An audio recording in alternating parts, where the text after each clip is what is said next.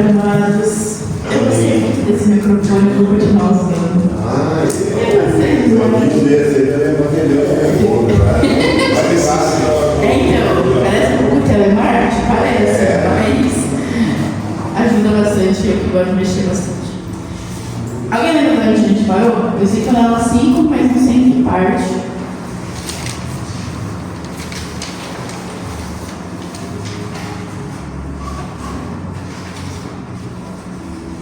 Eu acho que foi começado pelo Renato Salomão.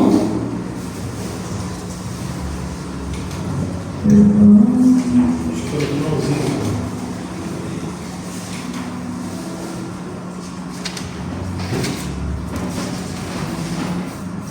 Acho que eu vou passar a aula 5 porque eu acho que é mais fácil. Senão vai ficar para ficar nesse assunto. Eu vou correr aqui muito tempo, porque hoje é a nossa é minha última aula dessa matéria, que deve ter prova. Dia 27 é você. Tá claro, vamos lá. Aulas. Todo mundo lembra que é uma monarquia?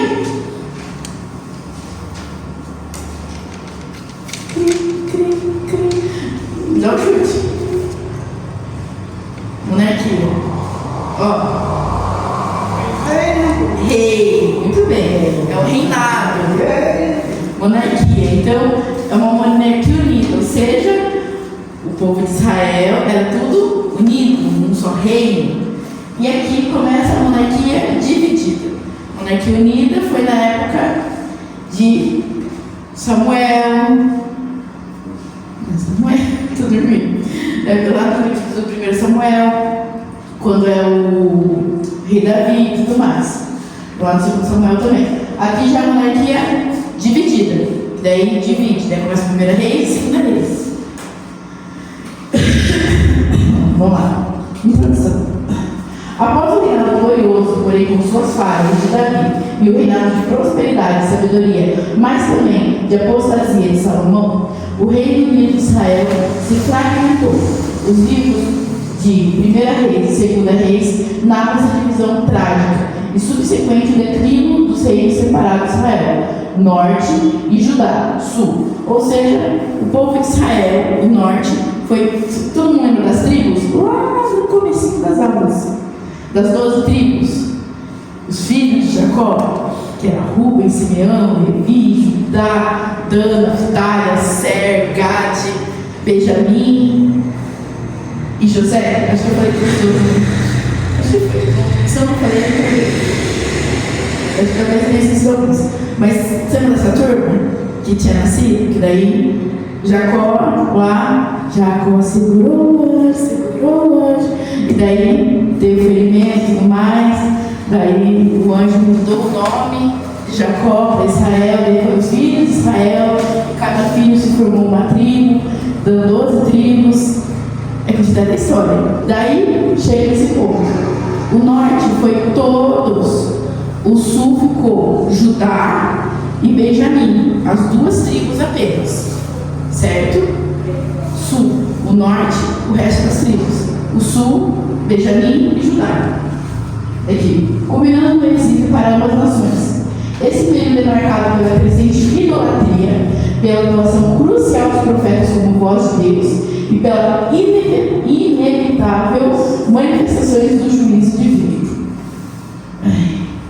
Bom, o primeiro livro de Reis, do reinado de Salomão, e a divisão do reino.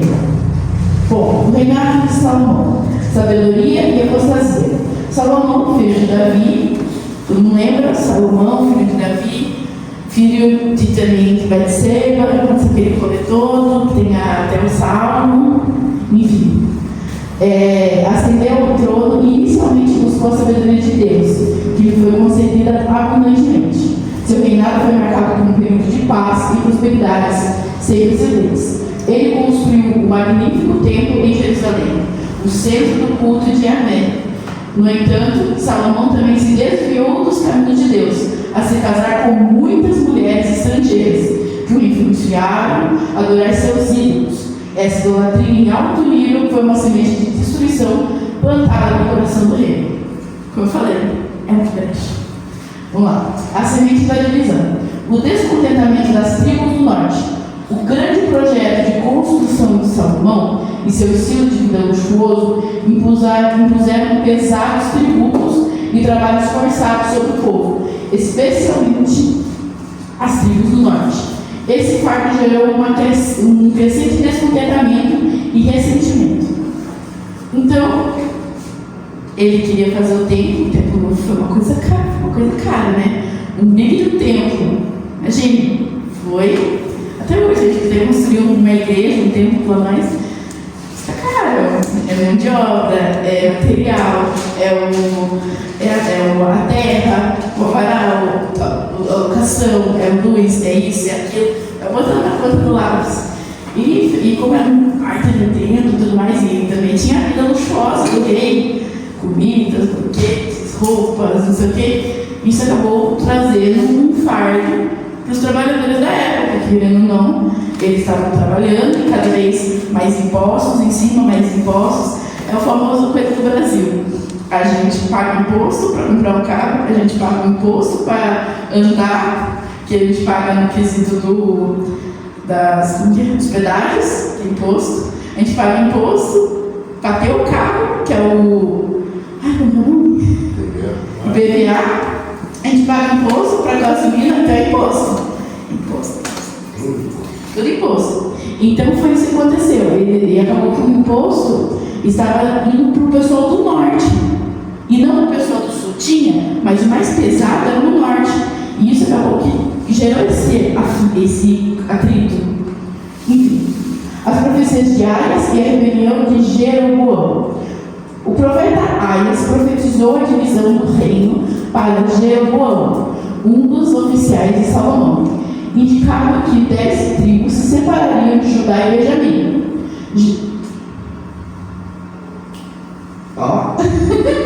Jeroboão. Deu certinho. Tá gravado. Vamos lá. Jeroboão, os oficiais de Salomão, indicava que Jeroboão liderou uma rebelião que, embora inicialmente sufocada, pronunciou a futura cisão. Cisão é ruptura, corte, divisão. Então o que acontece? Teve essa profecia, ele ouviu e falou: então vamos começar agora. E acabou que ficou com sufocamento, ou seja, tentaram tampar. Só que isso acabou que não foi esquecido e foi trazido. Foi dos motivos. Daí aconteceu a cisão. Vamos lá. A sucessão de Roboão e a recusa de aliviar o fardo. Após a morte de Salomão, seu filho, Roboão, subiu ao trono. As tribos do norte enviaram uma delegação a Roboão, pedindo alívio dos pesados impostos e trabalhos forçados. Em vez de ouvir o conselho dos anciões, Roboão seguiu o conselho insensato dos jovens, ameaçando aumentar ainda mais o jugo sobre esse povo. É a mesma coisa. Ouvir gente jovem só dá merda. Não ouça. Isso eu falo. Eu falo, gente, ouça. A pessoa tem 12 anos e quer ser psicóloga. Você não viveu nada, minha filha. Vai conversar com seu pai, com sua mãe, com seu avô. Ele sim sabe o que melhor que você de 12 anos. Enfim. A divisão do rei, Israel e Judá. A resposta arrogante de Roboão levou à revolta das 10 tribos do norte que se separaram e formaram o reino de Israel, com Jeroboão como seu primeiro rei. Apenas as tribos de Judá e Benjamim permaneceram leais à linhagem de Davi, formando o reino de Judá, com Roboão como seu rei. Jerusalém permaneceu a capital do reino de Judá, enquanto o reino de Israel estabeleceu sua capital em Siquém e posteriormente em Samaria. Quem lembra? Junto ao povo se estava eu, quando o homem judeu, viu a sede que havia, enfim. Aí acontece uma história. Por que os judeus tinham tanto ódio de Samaria? Por conta dessas brigas que aconteceu no passado, gente. E mais ainda que aconteceu. Mas por conta disso, entendeu? De tudo isso. Então acabou que o reino de Israel atual foi nada mais que a linhagem de Judá e Benjamim. E o resto das tribos foi se formando Samaria. Então, querendo ou não, Samaria e Israel é a mesma coisa, veio da mesma linhagem. O que aconteceu foi literalmente uma briga de estado que dividiu. E eles tinham esse ranço como se fosse, que quando a gente vê e vê o ódio do povo, a gente pensa assim, nossa, o pessoal deve ser pecaminoso e tudo mais. E não, a gente vê que foi uma briga besta, né? E que Deus veio e Jesus veio. É isso, cara, ela é minha amiga, vocês são meus amigos, então todo mundo é amigo. E foi isso. Perguntas? E é interessante que essa briga permanece até hoje, né? É, permanece até hoje. Porque a guerra de Israel com Gaza justamente já veio lá do Antigo Testamento. É isso que eu falo. Eles não têm separação. Israel ele volta em 1947 a se formar um Estado e ele consegue, pela bênção de Deus, se tornar um Estado mais próspero do que Gaza. E aí acontece as divergências da fronteira. Com certeza. E é muito engraçado, né? Que querendo ou não, a Bíblia prega o perdão muito com afinco, tanto no Antigo Testamento quanto no Novo. E o povo que não perdoa. Gente, assim, briga no passado. Você não estava presente, eu não estou presente. E vai querer. Eu fico imaginando, Deus me livre, o mais recente foi o negócio da Segunda Guerra de Hitler, né? Eu fico imaginando que a Terceira Guerra Mundial vai ser os judeus contra os alemães, sei lá. Que, gente, é um ódio assim tão grande que eu acho engraçado quando eu falo assim, é a guerra do passado. Cara, não terminou até hoje, não. Deixa, dá um fim nisso, bota uma pedra, acabou, pede perdão. Sai pra comer depois do churrasco. Bom, livro de 2 Reis, o declínio dos reis e do vizinho.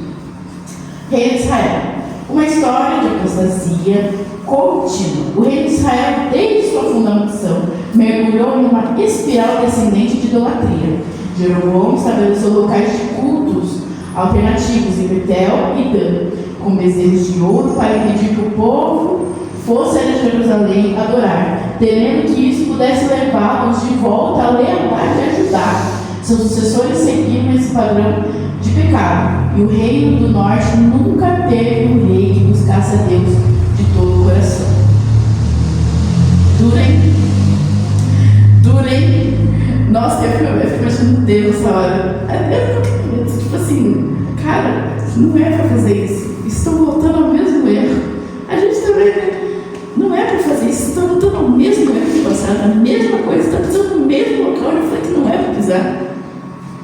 Eu fico, cara, que tristeza. A atuação dos profetas e do reino de Israel. Em meio a crescente idolatria e injustiça, Deus levantou profetas como Elias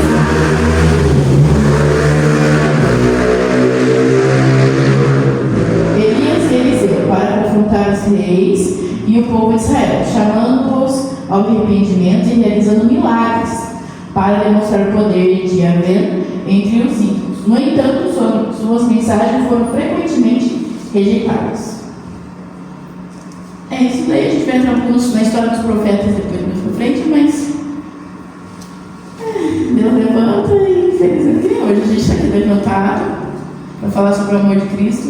Temos um espírito maravilhoso, em nome de Jesus vai dar tudo certo e muitas pessoas vão ser curadas, mas com certeza vai ter um povo ainda que vai dar risada, acho que sim. Infelizmente. Diante de tantas coisas que estão acontecendo, ainda assim, pessoas até estão achando que beber agora é de verdade. Eu já não sei o que eu faço. Vocês viram esse negócio? Quem conhece o negócio de bebê reborn? É tipo uns bebês muito realista, mas tipo de boneca. E é caro, hein? Muito caro. R$30.000. Nossa, é muito caro. É uns bebês realistas. E o vídeo é bem real, assim, tal, mas é uma boneca. E o pessoal tá comprando e falando que é filho, levando pro médico. Se eu fosse a médica e olhasse para aquela criança, eu falo assim: eu tenho tanta criança para cuidar, filho. Tanta criança morrendo, eu vou cuidar disso, cara. Mas tem isso aqui. Eu vou pro médico, não, o ser humano não tá vivo. E daí o pessoal dá crédito para isso e quando está matando um monte de criança no ventre da mãe. Eu já desisti desse mundo. O mundo já se maligno, como fala a palavra de Deus. Amém. O juízo sobre Israel.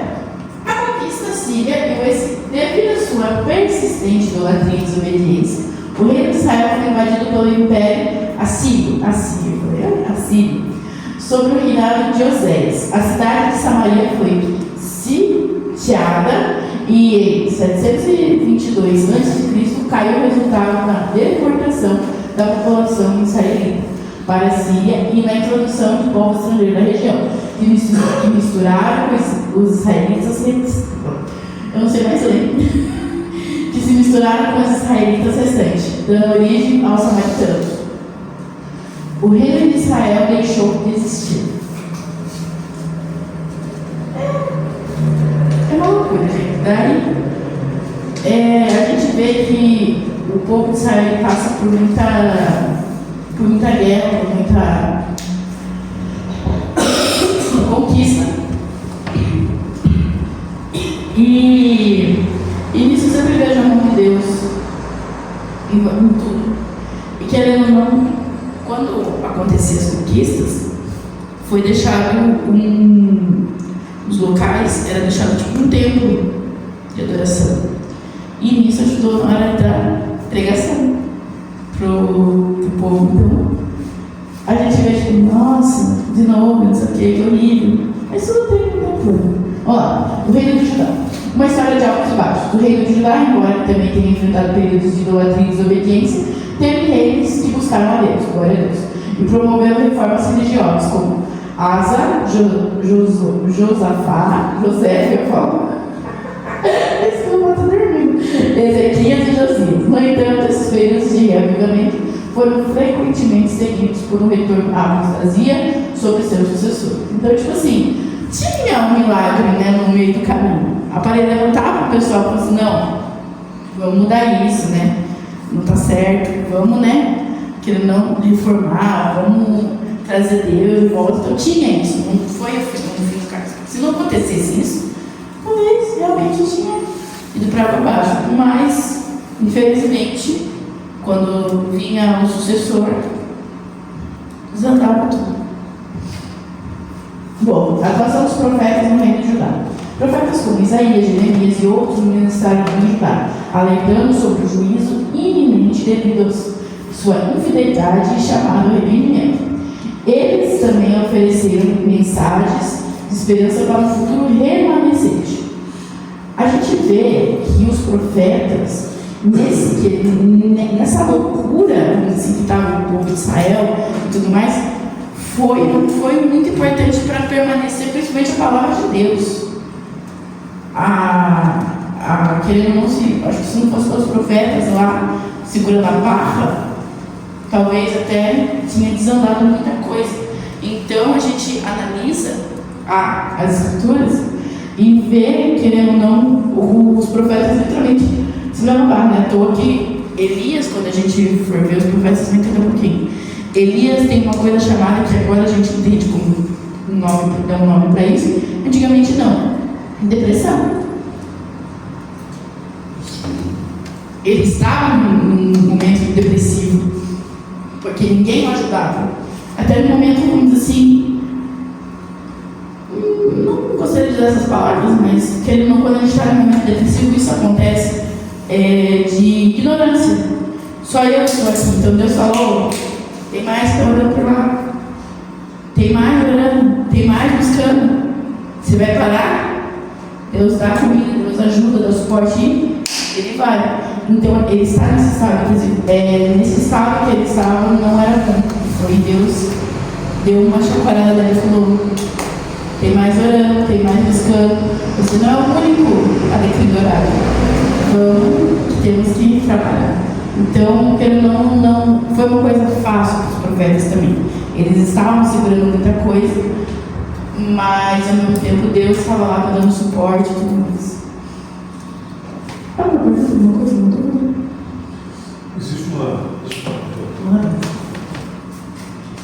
Existe já tem alguns estudos de batalha espiritual. Existe uma depressão que ela leva ao aprisionamento da alma. Essa é pior.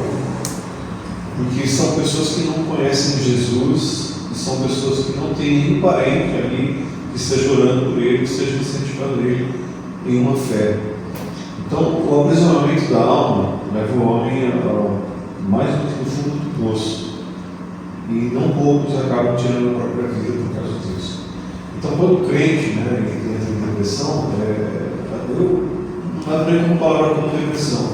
Eu vejo como um momento de deserto na vida daquele crente. É um momento que Deus está trabalhando de forma que talvez nem ele entenda naquele momento ali. Por mais que ele tente explicar para as pessoas, dos familiares, dos amigos, ele não vai conseguir, é um texto de Deus. Então ele fica triste por um determinado momento, mas pela fé convicta que ele tem em Deus e também a família em oração por ele, ele vai se liberando. E aí, como a pastora Isabel falou, depois tem um testemunho para ajudar crentes que estão passando por esse deserto. Agora, quando é o aprisionamento da alma, leva ao suicídio. Sim.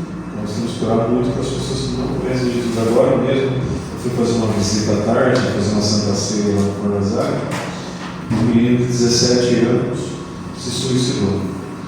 Então, a família não é crente, ninguém conhece Jesus ali naquela casa, e era um aprisionamento da alma. Ele chegou da escola quieto, não conversava com ninguém. Os pais viram que ele não estava legal, e é interessante, você que tem filho adolescente, dá uma percebida no seu filho, como que ele está, se ele muda o comportamento, aproxima-se deles, por o caso leva um psicólogo, tenta auxiliar de toda a maneira possível. Mas quando o pai e a mãe falam, frescura, é coisa de adolescente, infelizmente acaba acontecendo aí o suicídio. Vamos lá. O juízo sobre Judá, a conquista babilônica e o exílio. Apesar dos avisos proféticos dos períodos de reforma, a persistente idolatria e injustiça em Judá culminaram no juízo de Deus através do Império Babilônico. Jerusalém foi sitiada e conquistada em várias zonas, culminando na destruição do templo por Nabucodonosor. Quem lembra do Nabucodonosor? O que ele fez? Montou a estátua. Que daí teve Sadraque, Mesaque e Abednego. A gente conhece essa. A elite e a grande parte da população de Judá foram levadas e cativadas pelo exílio na Babilônia. Temas principais: idolatria e consequências destrutivas. O livro de Reis demonstra claramente como a idolatria foi a principal causa da queda de ambos os reinos. A adoração de deuses estranhos levou à quebra da aliança a Deus. A corrupção moral, a perda da proteção divina, culminaram no juízo do exílio. Enfim. Idolatria, é complicado. O papel inicial dos profetas. Os profetas desempenharam um papel vital como a voz de Deus em meio à apostasia dos reis e do povo. Eles corajosamente confrontaram o pecado e chamaram ao arrependimento. Anunciaram o juízo vindouro e, em outros casos, ofereceram vislumbres de esperança para o futuro. Sua rejeição demonstra a teimosia e a dureza de coração do povo. O juízo justo e inevitável de Deus. A queda dos reinos de Israel e Judá é uma demonstração solene do juízo justo de Deus sobre o pecado persistente e não arrependido. Deus é paciente e oferece oportunidades para arrependimento através de seus profetas, mas sua justiça exige que a desobediência seja confrontada com as devidas consequências. O exílio da Babilônia foi um período de disciplina severa para o povo de Deus. Como eu falei, Deus perdoa? Perdoa, mas as consequências não vêm. Não tem o que fazer. Eu matei. Deus vai perdoar? Claro que perdoa, mas você vai ficar preso por tempo, cara, não tem o que fazer. As consequências acontecerão, entendeu? A raiva da sociedade vai vir, entendeu? Deus te perdoa, mas o que você fez terá consequências, entendeu? Eu plantei um feijão, não era para ter plantado feijão, mas desculpa, Deus, desculpa, mas não vai fazer daquele broto de feijão nascer uma árvore frutífera, vai nascer feijão, certo? Em conclusão, os livros de 1º e 2 Reis narram a história trágica de oportunidades perdidas e de consequências inevitáveis. A divisão do reino, impulsionada pela insensatez e pela desobediência, abriu caminho para séculos de instabilidade, idolatria e finalmente o juízo de Deus através do exílio. A atuação dos profetas ressalta a misericórdia divina em advertir seu povo, enquanto o exílio serve como lembrete solene das sérias consequências da rejeição de Deus. Esse período da história de Israel nos ensina lições cruciais sobre a fidelidade de Deus, os perigos da idolatria e a certeza do seu juízo. Isso daqui tem na Bíblia Católica também. E mesmo assim, eu falo, gente, se você é católico, por que você não lê a Bíblia? Se diz que começar a ler a Bíblia, você deve ser católico. Foi isso que aconteceu com minha mãe. Ela leu a Bíblia e entendeu e falou, e daí mudou. Olha que interessante. Aula 6. O retorno de Esdras e Neemias. Após décadas de exílio na Babilônia, o decreto do rei persa Ciro permitiu que os judeus retornassem à sua terra natal. Os livros de Esdras e Neemias narram esse período crucial de restauração para o povo de Israel. Eles descrevem os desafios enfrentados pelos repatriados, a reconstrução do templo como centro da vida religiosa e a restauração dos muros de Jerusalém, como símbolo da segurança, pelos símbolos de segurança e identidade. Esses livros destacam a importância da fidelidade à lei de Deus e a beleza piedosa na concretização da restauração. Então, Segunda Reis terminou no exílio. Agora, os filhos sírios falaram, não, voltem o povo de Israel para suas terras. Então, quando eles voltaram, eles conseguiram restaurar a terra, ou seja, construir o templo de volta, construir os muros, restaurar tudo que tinha destruído. Foi nesse período que aconteceu. Livro de Esdras, o retorno e a reconstrução do templo. O decreto de Ciro, o primeiro retorno. O livro de Esdras começa com o decreto do rei Ciro da Pérsia, permitindo que os exilados judeus retornassem a Jerusalém e reconstruíssem o templo do Senhor. Esdras 1. Em decreto foi o cumprimento das profecias de Jeremias, por fim, sobre o fim do exílio, após centenas de anos. Após centenas. Eu falei que eu estou dormindo e eu estava 70 anos. Um período do grupo de exilados, liderado por Zorobabel, um descendente de Davi, e o sumo sacerdote Josué, retornou a Jerusalém com o objetivo principal de reconstruir a casa de Deus. A primeira coisa que eles fizeram foi reconstruir o templo. Foi o ponto. Chefe. E daí, enfim, estabelecimento do altar e o reinício do sacrifício. Ao chegar em Jerusalém, mesmo antes de lançarem os alicerces do templo, o povo liderado por Zorobabel e Josué construiu um altar sobre seu antigo local e reiniciou a oferta e sacrifício ao Senhor. Esdras 3. Esse ato demonstra a prioridade da restauração da adoração a Deus em suas vidas.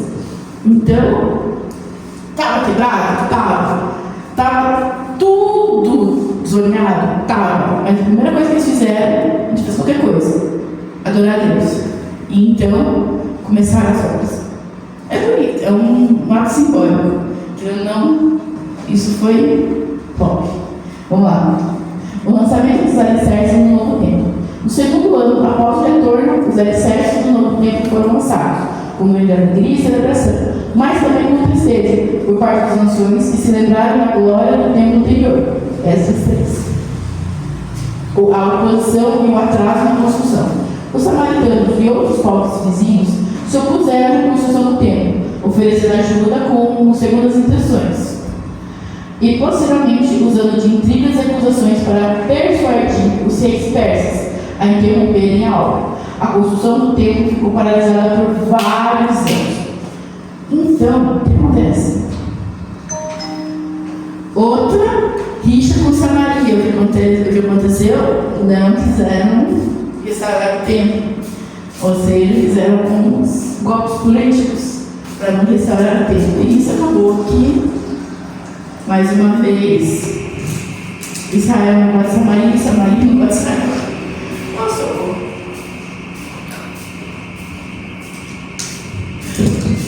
A retomada da construção sob a liderança de Ageu e Zacarias. Não é o nosso Zacarias, mesmo parecidos.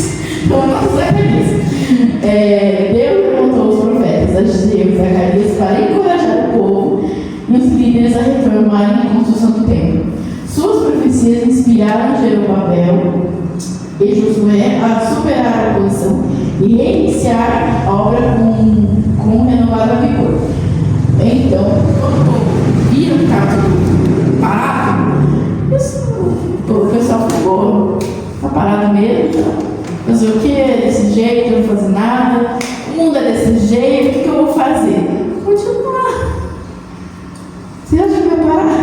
O mundo ainda vai continuar sendo o mundo, e a gente vai continuar sendo de Deus. Não dá para a gente se limitar a uma caixa fechada disso aqui. Tem que ir.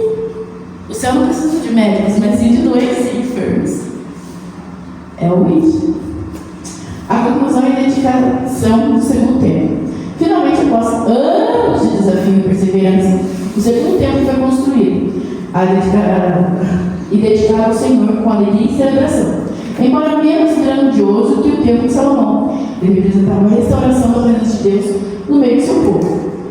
Vamos ser sinceros, ser tão glorioso como o templo de Salomão é complicado, que ele não estava fazendo debaixo de muita riqueza, de luxúria, e eles tinham acabado de ser conhecidos. Era uma coisa, né?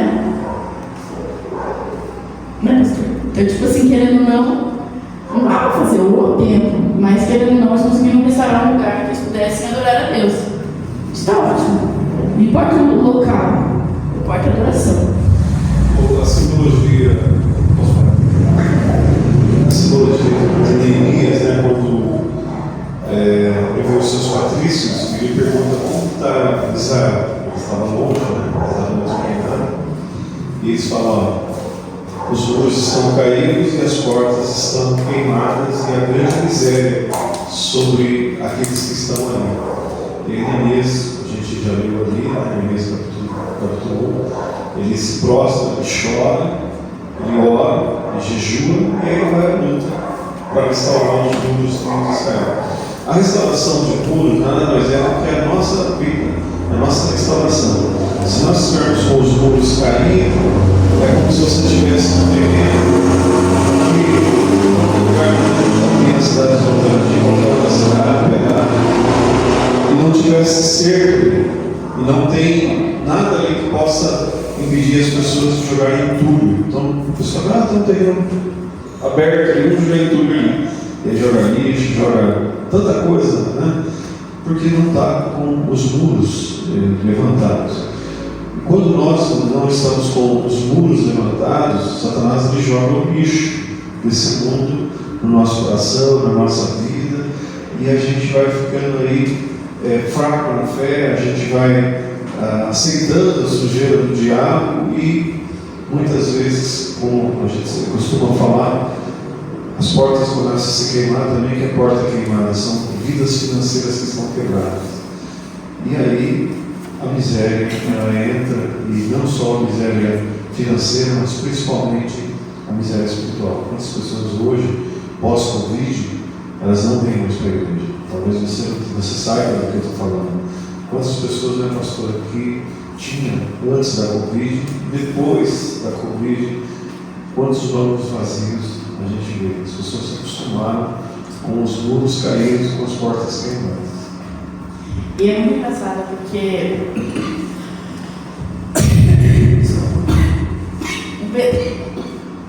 o pensamento que quando terminou a Covid foi: agora vai estar cheio de igreja.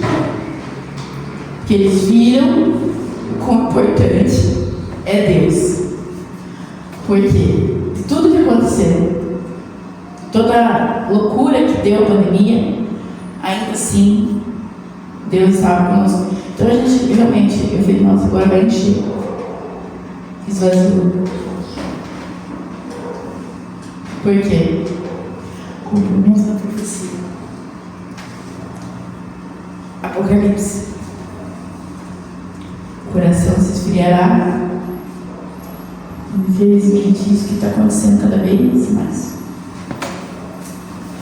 A chegada de Esdras e a restauração da lei. Vários anos depois, Esdras, um escriba e sacerdote versado na lei de Moisés, liderou o segundo grupo de exilados de volta a Jerusalém.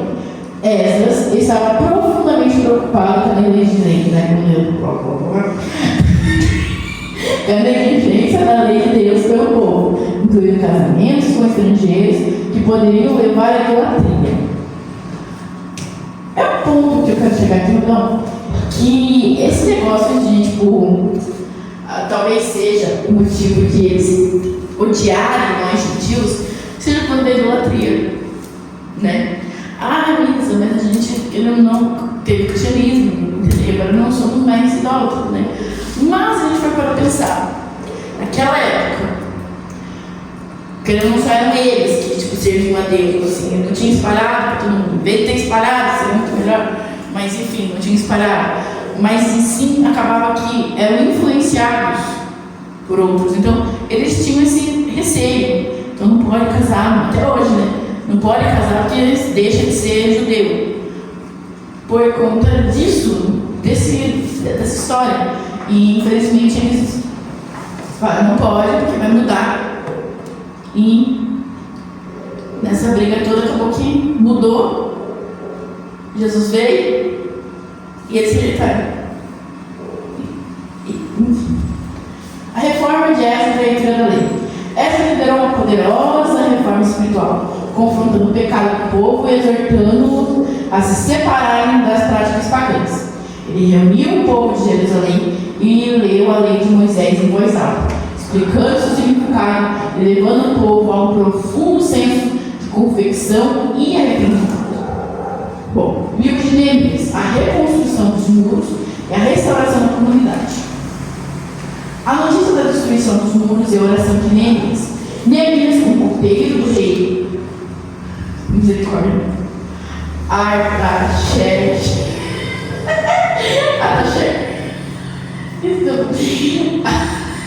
Artaxerxes, o primeiro, 42º, da Pérsia, recebeu notícias da triste condição de Jerusalém, com seus muros derrubados e seus portões queimados. Profundamente aflito, Neemias orou fervorosamente a Deus, buscando a sua direção e favor. Então, de novo, foi derrubado, foi destruído e, enfim, vamos lá. A missão de Neemias em sua chegada de Jerusalém. Deus moveu o coração do rei é complicado, né? Vou chamar ele de Artas. O rei Artas a conceder a permissão a Neemias para retornar a Jerusalém como governador, com cartas de recomendação e recursos para a reconstrução dos muros. Então, teve a destruição? Sim. Aconteceu tudo isso? Sim. Mas Deus sempre tem seu jeitinho, né? Como o pastor falou, né? Foi destruir seus muros? Não vai deixar. É uma coisa roubaram minha casa, deixar tudo aberto. Vou deixar assim, vou dormir? Não, gente. Vamos fechar isso bonitinho, né? É a mesma coisa. A organização do trabalho e a posição externa. Neemias demonstrou uma grande liderança organizando o trabalho de reconstrução dos muros, designando tarefas específicas para diferenciar grupos e povos do povo. No entanto, eles enfrentaram forte oposição e ameaça de seus vizinhos, como Sanbalote, Tobias e Gesem, que tentaram várias maneiras de impedir a obra. Você está fazendo a obra de Deus? Tá. Vai ter gente que vai ter que tentar impedir. Ponto e acabou. Não sei o que. Vai. Mas eu não. Vai. Mas eu não conheço ninguém. Aí talvez não faça. Você vai fazer uma obra meio escondida. Aí tudo bem. Tá fazendo uma obra. O pessoal tá vendo? Vai ter oposição. Deus ainda piorou a situação. Você está fazendo alguma coisa? Vai ter gente que vai querer dar um pitaco na sua vida. Vai querer ter gente falar que você não está certo. Vai querer ter gente falar que você está louco da cabeça. Vai. O que você faz? E segue o rumo. Tampa os ouvidos com fora do pessoal e ouve só a voz de Deus. E segue o rumo. Mete marcha. Dá a terceira e vai. Que gasta a terceira e mete o louco, porque, gente, vai ter gente que vai querer encher, vai querer falar que não dá, vai querer que não sei o quê. Ignora, continua. Então é o único jeito de você continuar. Vamos lá. A resposta de Neemias à oposição. Neemias liderou o povo com coragem e sabedoria, incentivando a confiar em Deus e se defender enquanto continuavam o trabalho. Ele estabeleceu um sistema de vigilância, encorajava os trabalhadores a permanecerem armados enquanto construíam. Eu estou imaginando um povo, todo mundo armado com a espada na mão e ele batendo laje. É loucura, né? Isso, infelizmente, foi que deu certo na época, né? Quando com esse trabalho, não corta a mão, meu Deus. Ai, gente. Desculpa, foi a mãe. O que acontece com o som, gente? Tá pronto? Desafios internos e liderança.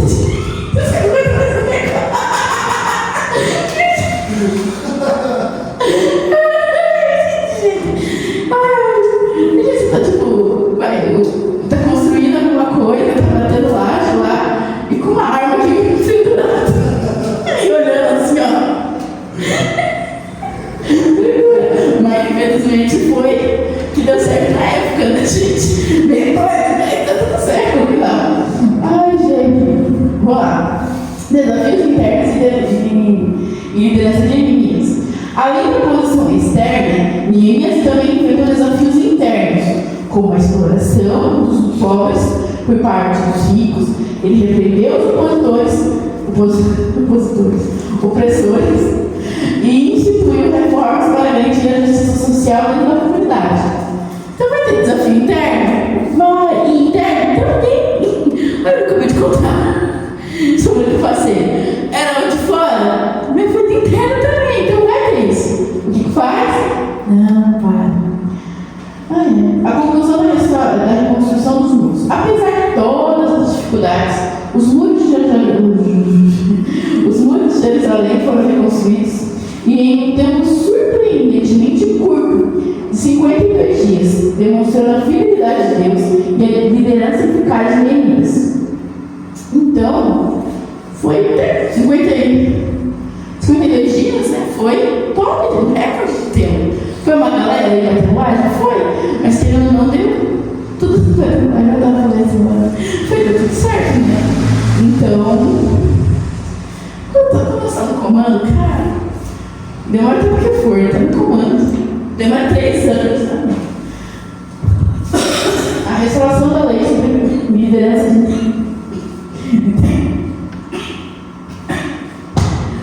sobre a liderança de Neemias e Esdras. Após a conclusão dos muros, Neemias trabalhou em conjunto com Esdras para restaurar a lei de Deus na vida do povo.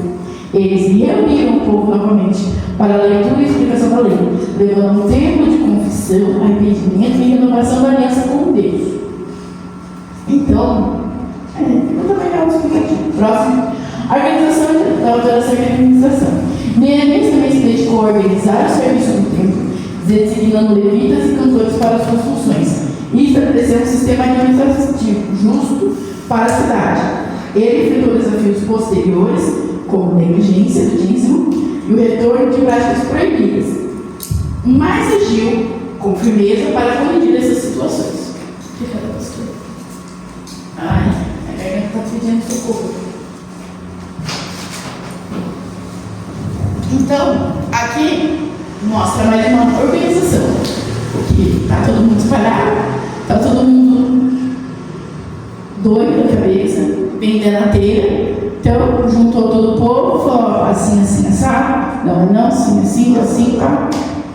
E foi levado. Então, foi mais uma hora de estudo, para saber o que é certo e o que é errado. E naquela hora dos armamentos que teve o pessoal de fora querer, né? Risada, né? Do pessoal de batelagem. O que vocês estão fazendo são exatamente isso. Isa, quer dizer que no final do curso eu vou te dar uma Glock 70? Não, gente. Não vou te dar arma nenhuma. Mas eu te estou dando a maior arma de todas, que é o conhecimento. Se chega alguém e vai falar no seu ouvido, mas não sei o quê, a igreja católica é a primeira igreja, a sua igreja foi considerada igual, não sei o quê, você pode chegar e falar, querido. E enfrentar ele, teve isso, isso, aconteceu isso, a sua igreja tem isso, vai ler a Bíblia nisso, tem idolatria, você está idolatrando, isso não é legal.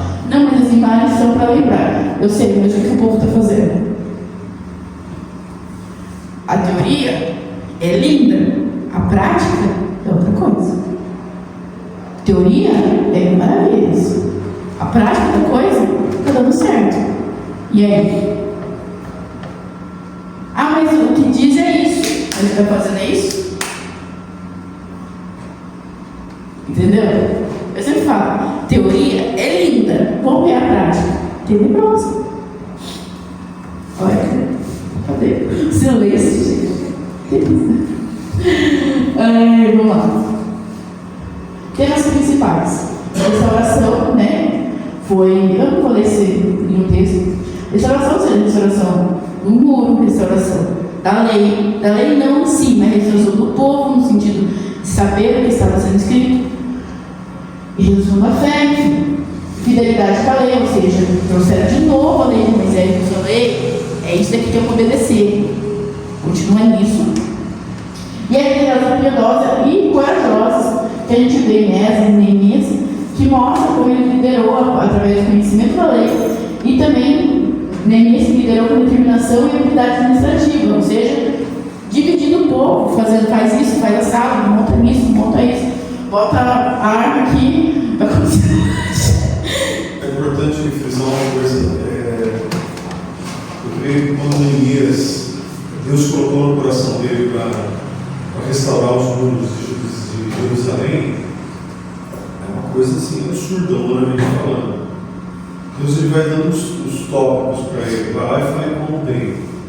Não fale com mais ninguém, vai lá e fale com o rei. Então, Deus ele é um Deus que faz você chegar na pessoa certa. Ele não faz você conversar com um intermediário e falar o que você acha. Quando você fizesse isso, quantas pessoas iam desestimulá-lo, né? Imagina, Neemias, está doido? Deixa o povo de Israel perecer lá, estão pagando pelos seus erros, pelos seus pecados. Mas se Deus colocou no coração dele, ele tinha que ir pelos caminhos corretos, né? Então nós, às vezes, nós perdemos oportunidades porque nós queremos confiar no amigo, no conhecido, pedindo para ele, o que você acha? Vamos montar uma loja. Que loja? Uma loja de roupa. Você está doido? Tem uma pessoa lá que faliu com uma loja de roupa e você perdeu de fazer uma loja e você gosta. Eu vejo, tem a Cida lá perto da minha casa lá, eu não sei o nome da loja dela certinho, o local onde ela montou a loja dela era o local mais improvável da face da terra, mais improvável. Se alguém falasse, mas Cida, você vai montar a loja aqui não é nem avenida, não é travessa, não é nada, aqui não é nada, né? E hoje a loja dela já tem 4 pavilhões. Então, assim, ela não perguntou para terceiros. Então, acho que Deus, quando ele dá algo no teu coração, é você e ele. Então, se você fala para você, vai lá e monta lá o seu salão de beleza, o seu instituto de beleza, porque vai ser o instituto mais abençoado da região, ela não tem que perguntar para terceiros. Ela pode pedir oração para a pastora, para o pastor, se tem aqui, mas não perguntar a opinião. Deus falou para ela, Deus está queimando no coração dela. Então Deus queimou no coração de Neemias, vai lá e reconstrua. Eu imagino na época difícil que era uma pessoa que, quando nós falamos, Neemias era copeiro do rei. Se você pegar a mensagem na íntegra do hebraico, na verdade ele era um escravo do rei. Ele estava lá como um serviçal. Ele não era uma pessoa de elite do rei, não era um ministro do governo, não era um secretário de governo. Ele era alguém, na hierarquia, simplesmente um copeiro. Se o rei, alguém desse alguma coisa para o rei comer ou beber, ele tinha que fazer isso, porque se tivesse envenenado, ele ia morrer. Então ele estava mais como um cobaia. E mesmo assim Deus o exaltou. Né? Então, se Deus ele dá uma missão que parece, tem até a maioria aqui, não sei se é dessa época, tinha um filme chamado Missão Impossível. Nossa. Então, se Deus dá uma missão quase impossível, né? Missão quase impossível para você, vai fácil. Comprar uma máquina, vai compre, Deus vai prosperar. E assim sucessivamente. E é muito essa daí que você falou. E tipo, quando Deus deu isso para Neemias pegou e cantou e foi. Você era que adorar.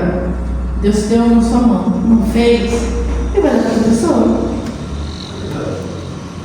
A obra não para. Quem começou a obra é fiel para terminar. Se você não terminar, ele termina com outra pessoa. Para a obra, né? Então, é isso. Concluindo, o livro de Esdras e Neemias oferece uma poderosa mensagem de esperança e renovação após um período de grande dificuldade e exílio. Eles destacam a fidelidade de Deus em cumprir suas promessas de restauração e a importância da resposta do povo através da priorização da adoração, da obediência à sua palavra e da liderança corajosa e independente de Deus. A reconstrução do templo e dos muros de Jerusalém não foi apenas um feito físico, mas sim um símbolo de restauração e identidade e do propósito do povo de Deus. Então não foi só algo físico, não foi só as paredes, esses muros, mas sim o coração do povo. Muito bonito. Aula 7. Gente, eu vou tentar correr agora 7 a 8, porque a gente tem 15 minutos. Se eu não conseguir, se eu não conseguir pagar essas duas, fique em paz. Vai ter prova no meu treino. Fique em paz, vai ter prova no meu treino. Isso vai cair.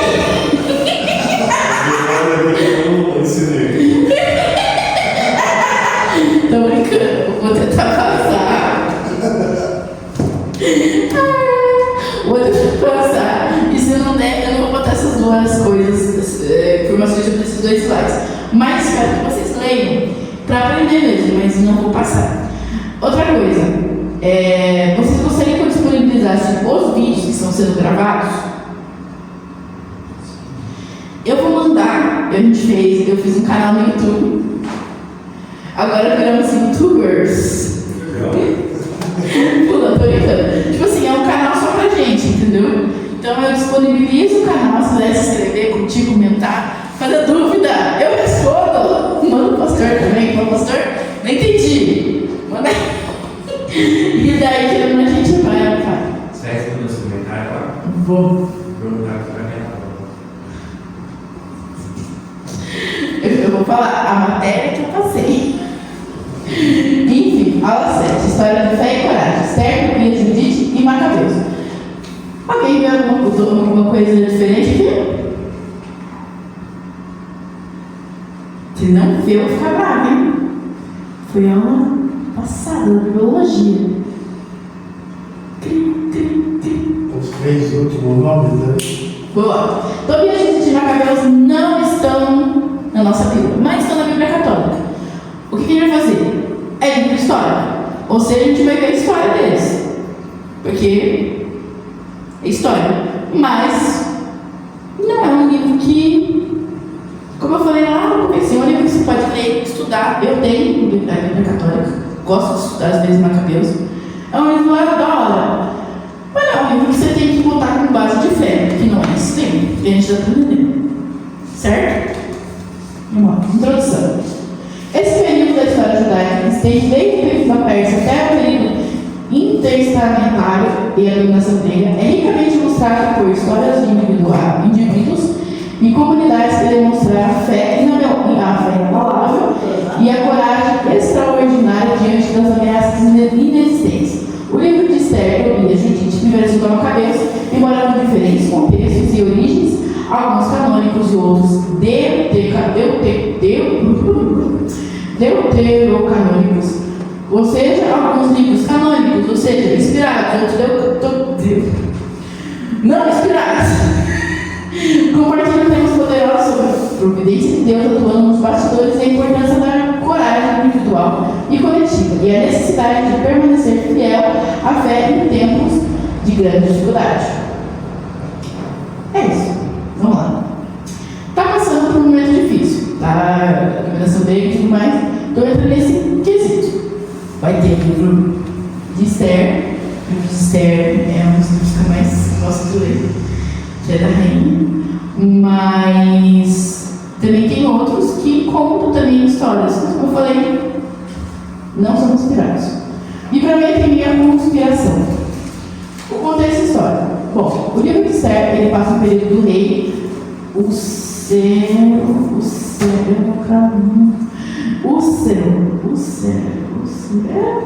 é o nome pessoal. Enfim, identificado historicamente como Xerxes. Vamos usar como o rei Us. Vamos lá. Após o retorno de partes isolados sobre Zorobabel. Mas enquanto muitos judeus ainda viviam dispersos no reino, ou seja, teve uma reinada e tudo mais, estava o povo lá disperso, estava lá um lugar. Vamos lá. Conspiração de Amã. Esse Amã, ele era o alto oficial do rei. Ele enfureceu porque Mordecai, um judeu, se recusava a se curvar diante dele. Em sua vingança, Amã persuadiu o rei a emitir um decreto para a destruição de todos os judeus no império em um único dia. Ou seja, um cara lá, se achando bom da parada, não queria se, né, um judeu não queria se curvar a ele, não queria, né, ele falou, tá doido, um judeu fazer isso comigo? Você vai ver, conversou com o rei, ele falou assim, vou exterminar todo mundo. Judeus, o primeiro Hitler que nasceu. É o primeiro Hitler que nasceu, Amã. Ela tem o meu macaco. Depois disso, o segundo, Depois só foi. Vamos lá. A ascensão de Esther e o plano de Mordecai. Esther, uma jovem judia que havia sido escolhida como rainha, inicialmente manteve sua identidade segredo, a conselho de seu primo, o pai adotivo Mordecai. Ao tomar conhecimento do decreto de Ramã, Mordecai exortou Esther a interceder junto ao rei em favor de seu povo, com a famosa frase: quem sabe se não foi para uma hora como essa que você chegou à posição de rainha. Então, nada mais é que Esther tinha sua. Então, assim, eu não vou falar que eu sou judia, fez o lá, se tornou rainha, e nisso daí, quando viu esse conflito, acabou que o primo falou assim: ó, salva nós, vai matar nós. Quem ainda tivesse uma Esther na Segunda Guerra, ia salvar todos os judeus. Enfim. E nisso, a coragem de Esther foi nesse dia. Esther arriscando sua própria vida, porque o rei falou assim: se é judia, eu vou matar você também. O pessoal era louco naquela época, né? Era birulei. Então, tipo assim, poderia muito bem dizer: nossa, se é judia, eu vou te matar também. Então foi muita coragem, né? Riscou sua vida, né? Pois se aproximar do rei, sem ser chamada, era passível de morte também. Então, tipo assim, era o rei que chamava, não a rainha que chamava. Então, isso também poderia dar morte. Decidiu se apresentar ao rei e revelar a conspiração de Amã, através de uma série de eventos aparentemente furtivos, orquestrados pela providência divina. O plano de Amã foi frustrado e ele foi executado. E os judeus foram autorizados a se defender de seus inimigos. Estabelecimento da festa do Purim. O livro de Esther narra a instituição da festa do Purim para comemorar o livramento miraculoso dos judeus. Da destruição de Purim se tornou uma celebração atual, marcada por alegria, festas e troca de presentes. Temas centrais. A história de Esther ilustra poderosamente a providência divina, atuando nos bastidores, mesmo quando Deus não é explicitamente mencionado. A coragem de Esther em arriscar sua vida pelo povo e a fidelidade de Mordecai, sua identidade judaica, são exemplos inspiradores. O livro também destaca como Deus pode usar pessoas comuns em posições de influência para realizar seus propósitos. Ou seja, eu sou o único cristão no meu serviço, sou o único cristão com a minha coisa. Deus vai te usar, cara. Minha fé. Então, foi exatamente isso que aconteceu. Esses livros, Tobias, Judite e Macabeus, eu não irei falar. Quem tiver curiosidade está no slide. Não vou botar na prova também, então é só por curiosidade. Como tempo? Eu tenho 10 minutos. Vou pular. Certo? Fiquem à vontade para ler, é da hora. Vamos lá. Vou falar com As histórias de Esther, Tobias, Judite e Macabeus, cada um com seu contexto específico, oferecem exemplos inspiradores de fé, coragem e fidelidade em tempos de grande adversidade. Elas nos ensinam sobre a providência de Deus, que muitas vezes opera de maneira sutis, a importância da coragem individual para defender o que é justo, e a necessidade de permanecer fiel aos princípios da fé, mesmo diante da ameaça e da opressão. Esses relatos continuam a encorajar e desafiar os crentes a confiar em Deus e agir com ousadia e defesa da verdade e da justiça. Vamos lá. Aula 8, Crônicas, né? Uma revisão da história. Então vamos fazer um recapitulado de tudo em 3 minutos. Deus tem a fé. Aumente esse tempo, não faz isso. Introdução.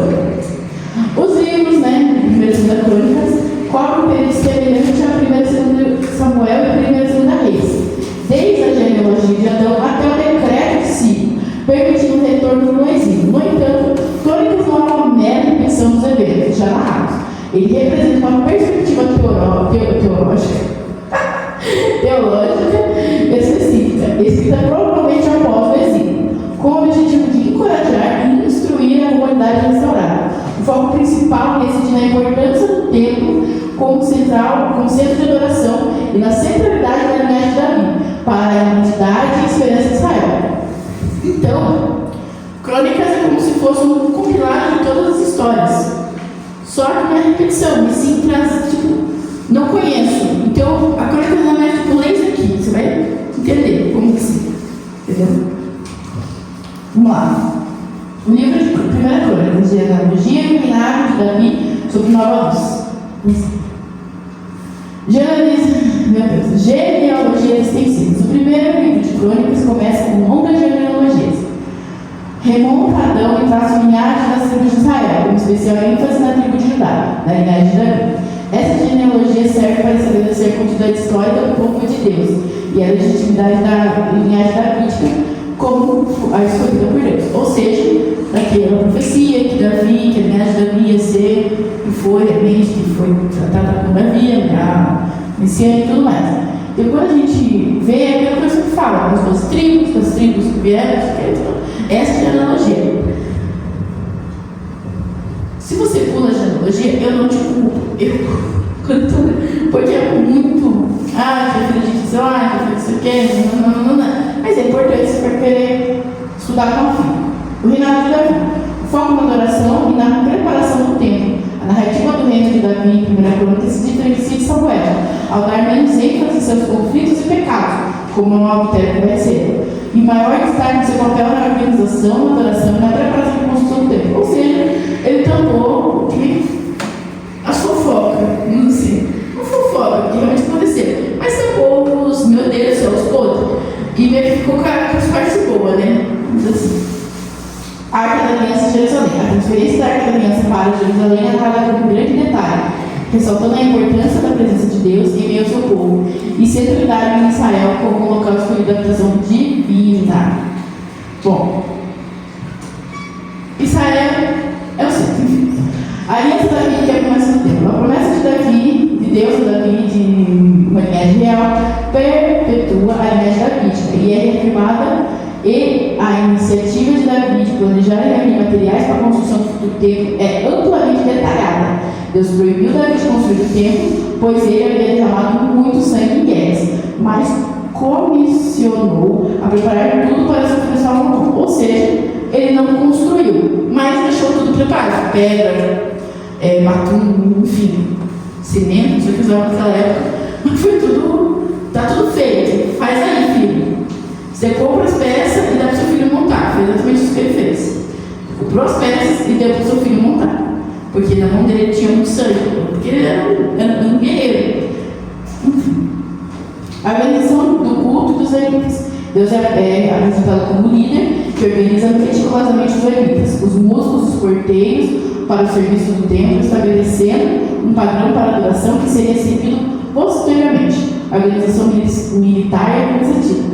Embora a ênfase seja na adoração, Crônicas também registra a organização militar e administrativa de Davi, mostrando um reino unificado e bem estruturado sob sua liderança. E realmente foi, né? Davi foi um grande guerreiro e mesmo Ele tinha uma sabedoria de guerra imensa. O legado de Davi é a transição para Salomão. O final da primeira crônica descreve a preparação de Davi para a sucessão de Salomão, incluindo a entrega dos planos do templo e a exortação ao povo para a construção. Bom, galera, tá chegando a... Eu posso adiantar um pouquinho? Posso. Só que tá acabando. Eu falei isso, eu tô morrendo de cansado, mas deixa eu ir embora. Coisa, eu paro aqui já. E aí, posso continuar? Pode? Tranquilo? O Maicon tá na sua cabeça, tranquilo, Maicon? Cansado. Eu prometo que acabou, né? Tipo, a segunda crônica acabou, né? Vamos lá. O reinado de Salomão e a história do reino de Judá sobre a perspectiva do templo. Vamos lá.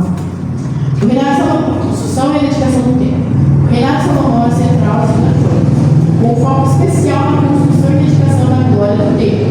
A descrição detalhada do templo enfatiza sua magnificência e sua importância como a casa de Deus e o lugar de encontro entre Deus e seu povo. A oração de dedicação de Salomão é um momento chave, reconhecendo a soberania de Deus e a importância do tempo para o perdão e a restauração. Ou seja, ele deu ênfase na construção, mostrando como foi feito, mostrando como, porquê e tudo mais. A história do rei de Judá. Avaliada pela fidelidade do tempo e a lei, a maior parte da segunda crônicas narra a história do reino de Judá, o reino sul após a divisão, com os reis sendo avaliados principalmente pela atitude em relação ao tempo e adoração a Yahvé. Reis que buscam a Deus reformaram o culto e protegeram o templo e são elogiados, enquanto aqueles que se desviaram para a idolatria e negligenciaram o templo são criticados. Ou seja, os que adoraram a Deus, isso é top, isso é gente fina. Os que negligenciaram, isso daí não presta, joga fora. Quanto aos profetas, como mensageiro de Deus. Assim como os reis, os profetas desempenharam papéis importantes em crônicas, mas sua atuação é frequente ligada a questões de fidelidade ao tempo e adoração correta. Eles exortam os reis e o povo a se voltarem para Deus e se manterem o tempo como o centro de sua vida religiosa. O juízo e a restauração. O exílio decreto de Ciro, o livro de Segunda Crônicas, concluiu com a narrativa da queda de Jerusalém e a destruição do templo por Nabucodonosor. No entanto, ele termina com uma nota de esperança, citando o decreto de Ciro que permitiu o setor dos exilados e a reconstrução do templo, ligando o passado de Israel à sua futura esperança. O que acontece? Quando foi destruído tudo mais, foi construído, como a gente comentou, eles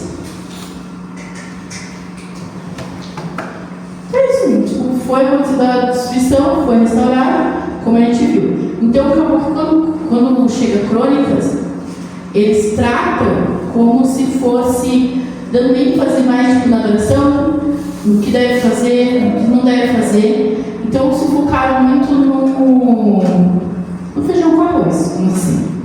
Então, foi o ponto certeiro. Bom, temas principais.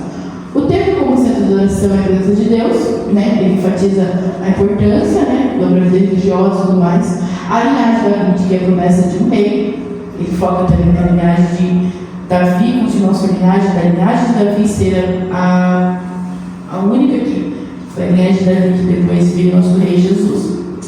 A fidelidade de Deus e a responsabilidade do povo, ou seja, como assim a responsabilidade do povo? Como eu falei, se planta arroz, colhe arroz, se planta feijão, colhe feijão. Essa é a responsabilidade. Se faz, se paga. Se fez isso, Deus perdoa? Perdoa, mas vai ter consequências. E concluindo, meu Deus, o livro de Primeira Crônicas oferece uma leitura seletiva da história de Israel, com um propósito teológico específico para a comunidade pós-exílica, ao focar no templo como centro de adoração na linhagem de Davi, como a portadora da promessa divina. Crônicas busca encorajar a construção, a renovação espiritual e a esperança no futuro. A mensagem central é a fidelidade a Deus expressa na adoração correta e na obediência da sua lei. É essencial para a resolução das manutenções da bênção divina. E acabou. Até o dia foi dessa leitura ultra mega plástica corrida. Gente, Galera, vou falar um negócio. Essa parte de guardar, de coisa, quando chegou Jesus, precisa parte de adoração, porque eles tinham uma cabeça que a adoração era só feita aqui. E quando Jesus chega com a samaritana, que ele fala, é só os montes, mas o lugar certo é adorar em Jerusalém. É nisso que ele está falando. O lugar certo é adorar no templo, em Jerusalém, onde eu não posso entrar. Os nossos antepassados adoraram nesse monte onde ela está. Então, quando Jesus chega, assim, não mais templos, mas sim o seu coração aberto. Então é isso que acontece. Para você adorar, não precisa estar aqui, ouvir o pastor falar, ouvir estar aqui, mas sim em sua casa. Você pode estar adorando 24 horas por dia. Então esse é o coisa. Acabou que quando eles chegaram nesse ponto crucial, que tinha se esquecido de tudo, de Deus, e tinha envolvido muita idolatria, Crônica serviu para isso. Mas acabou que, infelizmente, o povo pegou de tão fiel, com todas as unhas encravadas, que acabou sendo só aquilo. E isso acabou afastando outras pessoas, que não podiam entrar, por conta literalmente de guerras no passado. Entendeu? E muitas vezes essas pessoas se sentiram que não eram bem-vindas ao templo de Deus.